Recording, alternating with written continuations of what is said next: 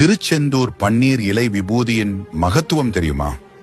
சுக்குக்கு மிஞ்சிய மருந்தும் இல்லை, சுப்பிரமணியருக்கு மிஞ்சிய கடவுளும் இல்லை என்று முருக பக்தர்கள் சொல்வார்கள். திருச்செந்தூர் சுப்பிரமணிய சுவாமி கோயிலில் வழங்கப்படும் பன்னீர் இலை விபூதி பிரசாதம் தனித்துவமும் மகிமையும் வாய்ந்தது. முருகப்பெருமானுக்கு 12 கைகள் உள்ளன. அதே போல பன்னீர் மரத்தின் இலையில் 12 நரம்புகள் உள்ளன. பன்னீர் இலை என்பது மருவி பன்னீர் இலை என அழைக்கப்படுகிறது. பன்னீர் இலை பார்க்க முருகனின் வேல் போலவே இருக்கும்.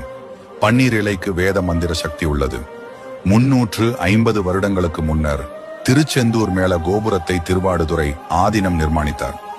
பொருள் பற்றாக்குறையின் காரணமாக பணியில் ஈடுபட்டவர்களுக்கு கூலி தர இயலவில்லை. அவர்களுக்கு இலை விபூதியை கூலியாக கொடுத்தார். கோயிலை தாண்டி வெளியே சென்று அதை பிரித்து பார்க்கும்படி கூறினார்.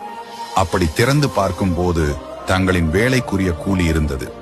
அந்த விபூதியை பூசினால் களைப்பு நீங்குவதோடு கை கால் வலிப்பு நீங்கும்.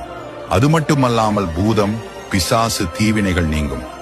இதை போல பல சிறப்புகளை உள்ளடக்கியதாக பன்னீர் இலை விபூதிக்கு உள்ளது. புராணங்களில் வரக்கூடிய விசுவாமித்திர மகரிஷி இங்கு வந்து தரிசித்ததாகவும் அவர் இங்கு வழங்கப்பட்ட இலை விபூதி பிரசாதத்தை வாங்கி தரித்துக் கொண்டார். அதனால் அவருக்கு ஏற்பட்டிருந்த குன்ம நோய் நீங்கியது என்கிறது புராணம். ஆதிசங்கர் அருளிய சுப்பிரமணிய புஜங்கத்தில் உள்ள ஒரு ஸ்லோகத்தில் வேதங்களே பன்னீர் இலைகள் என்பது ஐதீகம்.